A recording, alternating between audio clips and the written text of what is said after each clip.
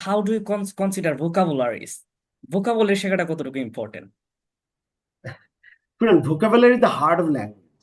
If you don't have the vocabulary, you never be raised to your destination.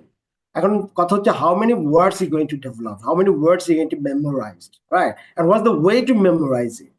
Look, আমাদের million words are in the dictionaries. If you memorize the dictionaries, you never be a good at in English because dictionary মুখস্থ করলে কবি হওয়া যায় না। ঠিক আছে, কবি হচ্ছে শব্দ চয়ন জানতে হবে, how to use the word right way.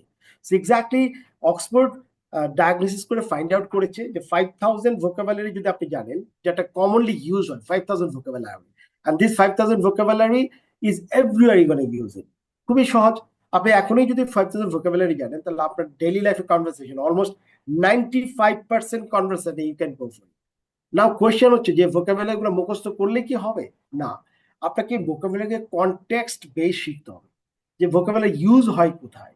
আমি একটা ওয়ার্ডের সিনোনিম জানা মানে কিন্তু এটা সঠিক জানে না পারফেক্ট ইউজ, এর জন্য আপনাকে ভোকাবুলারি কনটেক্সট বেস করতে পারেন। কনটেক্সট বেস কিভাবে আপনি জানবেন? প্রথমত আপনি ইফ ডু লিসেনিং, যখন ব্রিটিশ বা আমেরিকানরা কথা বলে, নেটিভ স্পিকার যারা, তখন এই শব্দগুলো আপনার ভিতরে আসে।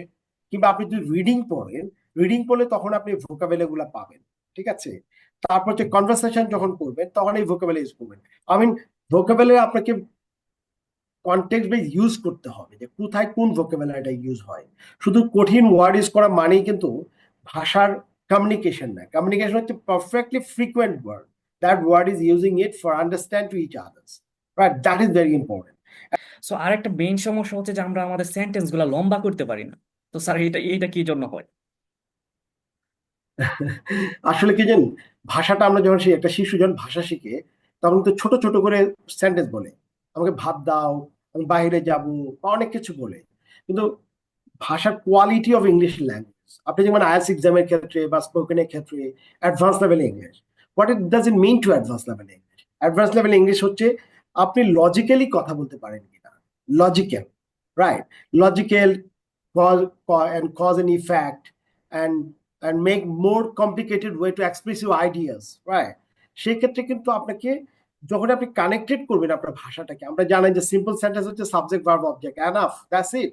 বাট আপনি যখন একে কম্পাউন্ড করবেন, and or fan boys use করবেন, বা সাবঅর্ডিনেট ক্লজ ইউজ করবেন, কনজাংটিভ অ্যাডভার্ব ইউজ করবেন, বা কোরিলেটিভ কোলেটিভ অ্যাডজেক্টিভ গুলো আপনি ইউজ করবেন, কানেক্টিভ করবেন, তখন আপনার ভাষাটা লং হয়ে যাবে। আর সেই সাথে আপনার যৌক্তিকতা চলে আসবে। যেমন while I was talking to you, my family members are getting ready for iftar, right? And it is the high time to get ready for our work, but somehow I was so busy to do my work, I didn't manage these things. So আমার ভাষাকে যদি আমি লম্বা করি, আমাকে না যুক্তিটা দেখিতে হবে। Because of you are having a good way to express yourselves, that's why you shouldn't go for only for the simple sentences. So ভাষার লেন্দি করার কারণটা হচ্ছে করতে পারে না, কারণ তাকে compound, complex, gerund, participle, conditional sentence, এই জিনিসগুলোকে তার ডেভেলপ করতে হবে। তাহলে সে ভাষাটাকে লম্বা করতে পারবে। তার স্পিচটাকে একটা সেন্টেন্সে দেখালো একটা ইন্ডিপেন্ডেন্ট ক্লজের সাথে 10টা ডিপেন্ডেন্ট ক্লজ নিয়ে আসছে, ঠিক আছে? কিন্তু এটা কিন্তু তাকে কেবলমাত্র ইংলিশের দক্ষতা এবং তার যে যে টেকনিক্যাল যে ইস্যুগুলো আছে, কানেক্টিভ গুলো জানলে সে সেটাকে ডেভেলপ, বুঝেছেন? এটা আরো ডিটেলস বলা যাবে। আই মিন একটা মানুষ ইংরেজি শিখতে একটা ইনিশিয়েটিভ নিল, মানে উদ্যোগ নিল, এই মুহূর্তে কি প্রনাউন্সিয়েশন খুব দরকার? আমি বলবো যে ভাষার মূলত সৌন্দর্যই হচ্ছে উচ্চারণে, ঠিক আছে? ভাষার শুদ্ধতা, ভাষার পরিপূর্ণতা, ভাষার বোধগম্যতা, মানে আন্ডারস্ট্যান্ড টু ল্যাঙ্গুয়েজ, উচ্চারণ ইজ ভেরি ইম্পর্টেন্ট। কারণ আপনার এক্সপ্রেশনের মাধ্যমে বুঝে যাওয়া যে আপনি ভালো নাকি খারাপ, আপনি কেমন, রাইট? এটা ভেরি ইম্পর্টেন্ট। আমি একটা কথা বলেছি যে ইংরেজিটা হচ্ছে আমাদের সেকেন্ড ল্যাঙ্গুয়েজ, রাইট? এখন আমরা শুরুতেই ওই উচ্চারণটাকে সহজভাবে আমরা অ্যাকসেপ্ট করতে পারবো না। কিন্তু আমার কথা হচ্ছে আমাদের ভাষা, আমার যে বাংলা ভাষায় যে আমরা কথা বলি, সেই উচ্চারণের মাধ্যমে আমরা যদি ইংরেজিটা করবো, এখানে প্রায় 60% কিন্তু ক্লিয়ার, মানে এটা ঠিক অ্যাকুরেটই আসে রে, রাইট? কিন্তু আপনি যদি মনে করেন যে না, you are get out of this accent, মানে get rid of your domestic accent, you want to foreign accent, I mean the standard British or American standard pronunciation. Of course আমি বলবো যে pronunciation ইম্পর্টেন্ট, কারণ pronunciationের মাধ্যমে আপনার মানে আপনার acceptability অনেক বেড়ে যাবে। প্রথমত আপনার কমিউনিকেশনটা বেড়ে যাবে, আপনাকে মানুষ বুঝতে পারবে, আপনিও তাকে বুঝতে পারবেন, ঠিক আছে? কিন্তু ইনিশিয়াল স্টেজে এটা খুবই গুরুত্বপূর্ণ কিছু না। আমি আগেই বলেছি ইনিশিয়াল স্টেজে আপনি 60% আপনি যে ল্যাঙ্গুয়েজটা ডেভেলপ করেছেন ওই উচ্চারণেই কিন্তু আমরা যদি উচ্চারণ করি দেখবেন অলমোস্ট 60-70% উচ্চারণ ঠিক আছে।